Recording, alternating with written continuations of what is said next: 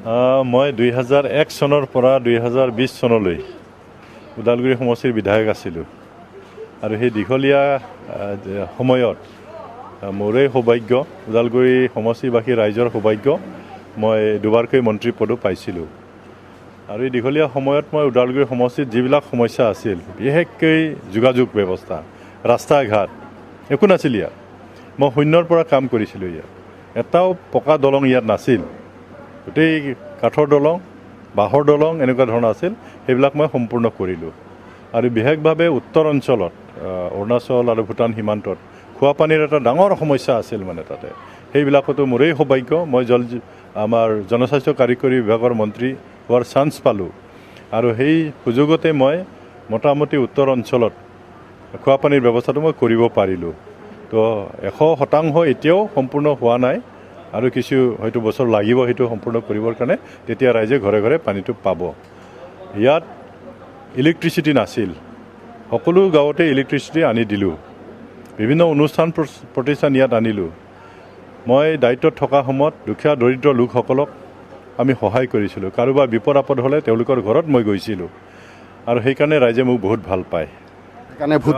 সেইকাৰণে মোক ভোট দিব। কাৰণ মই সেইকাৰণে কৈছোঁ, যোৱা 5টা বছৰ আগত, 4টা বছৰ আগত মানে মই হাৰিলোঁ বিধানসভা নিৰ্বাচনত। সেইটো আছিলে এটা পৰিৱৰ্তনৰ ঢৌ আছিলে, বিটিআৰ চুক্তি। ৰাইজে আশা কৰিছিল বহুত কিবা এটা পৰিৱৰ্তন আহিব, কিন্তু পৰিৱৰ্তনটো নাহিল। UPPL দলে যিখিনি কথা দিছিল, যিখিনি আশ্বাস ৰাইজক দিছিল, এটাও তেওঁলোকে পূৰণ কৰিব নোৱাৰিলে। বিফল বুলি ক'ব লাগিব, একোটো কৰিব নোৱাৰিলে তেওঁলোকে। মই কৈছোঁ সেইকাৰণে মোক ভোট দিব যে মোৰ পিৰিয়ডত মই যিমানখিনি উন্নয়নমূলক কাম কৰিলোঁ, ৰাইজক আমি যেনেকুৱা ধৰণৰ সহায় কৰিলোঁ, সেইটো ৰাইজৰ মনত আছে।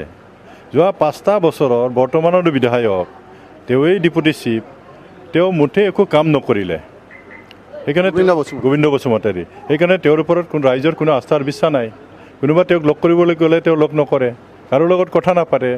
গতিকে ৰাইজে তেওঁ উপলব্ধি কৰিছে, নাজানো তেওঁৰ কথা সেইটোতো, ৰাইজে এতিয়া উপলব্ধি কৰিছে যে আমাৰ বহুত ভুল হৈছিল, যে আগৰজনেই ভাল আছিল, আগৰজনেই আমাৰ উন্নয়নমূলক কাম কৰিছে, আগৰজনেই দুখীয়া দৰিদ্ৰক সহায় কৰিছিলে। গতিকে তেওঁকেই পুনৰবাৰ ক্ষমতাত আনিব লাগে। বিজেপি প্ৰত্যাহ্বান হ'ব নেকি? বিজেপি তেনেকুৱা খুব ডাঙৰ প্ৰত্যাহ্বান নহয়। তেওঁলোকে ছেকেণ্ড পজিশ্যনত থাকিব, কিন্তু ভোটৰ যিটো ব্যৱধান সেইটো বহুত পাৰ্থক্য থাকিব। UPPL কিমান পজিশ্যন? UPPL 3rd 4th পজিশ্যনত থাকিব তেওঁলোকৰ। আজিৰ তাৰিখত UPPL দলক বিশেষকৈ গোবিন্দ বসুমতাৰীক কোনো ভোট নিদিয়ে। পজিশ্যন কিমান হ'ব? তেওঁতো 3rd পজিশ্যনত থাকিব। ভোটৰ ডিফাৰেঞ্চটো বহুত থাকিব মানে। প্ৰমোদ বড়ো আৰু হাগ্ৰামা মহিলাই যিকোনো এজনৰ ভিতৰত চিফ হ'ব। আপুনি নিশ্চয়কৈ হাগ্ৰামা মহিলাৰীৰ কথা ক'ব, কিন্তু তেওঁৰ বিৰুদ্ধে প্ৰমোদ বড়োৱে হওক বা UPPL দলৰ অন্যসকলে দুৰ্নীতিৰ অভিযোগ উঠাইছে। কি ক'ব এইখন?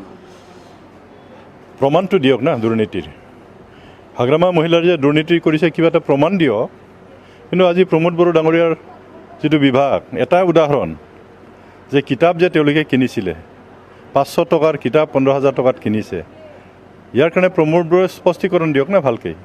তেওঁৰেই বিভাগ না, তেওঁৰেই বিভাগ, সেইটো ভালকৈ স্পষ্টীকৰণ কৰক। মই দিয়া নাই, মোৰ ডিপাৰ্টমেণ্টত হোৱা নাই, এইটোতো প্ৰমাণ না। কাৰণ তেনেকুৱা ধৰণৰ বহুত দুৰ্নীতি আছে। সময়ত হয়তো ক্ষমতাত আহিলে হয়তো চোৱা যাব। কিন্তু হাগ্ৰামাৰ বিৰুদ্ধে যদিও কৈছে, বিভিন্ন ধৰণে কৈছে মানুহবিলাকে, কিন্তু প্ৰমাণটো এটাও হোৱা নাই না। আৰু ৰাজনীতিৰ বোকাচুতীয়াটো থাকিবই না সেইটোতো। কিন্তু ৰাইজে ইয়াৰ কাৰণে বিচাৰ কৰিব, বিবেচনা কৰিব। আচলতে চৰকাৰৰ দিনতো দুৰ্নীতি হৈছে নেকি? আমিতো কম দুৰ্নীতি হৈছে। ক'ত গ'ল টকা পইচাবিলাক? ইমান টকা পইচা আহে, একোতো কাম কৰা নাই তেওঁলোকে। আজিৰ তাৰিখত মই দূৰৰ কথাটো নক'ম, আজি আমাৰ ওদালগুৰি জিলাতেই তেওঁলোকে দেখুৱাই দিয়ক না যে এইটো দলং আমি কৰিলোঁ, এই ৰাস্তাটো আমি কৰিলোঁ, ইয়াত আমি নতুন কিবা এটা আন্তঃগাঁথনি নিৰ্মাণ কৰিলোঁ। কৈ দিয়ক না 5টা বছৰৰ কামটো, খতিয়ানটো দিয়ক না তেওঁলোকে যদি পাৰে। দিছে ক'ৰবাত ৰাস্তা, গাঁও অঞ্চলৰ ভিতৰত ক'ৰবাত চেনগেবেল ছটিয়াইছে, সৰু সৰু ৰাস্তা তেওঁলোকে কৰিছে। কিন্তু মেজৰ যি আন্তঃগাঁথনি তেওঁলোকে একো কৰিব পৰা নাই।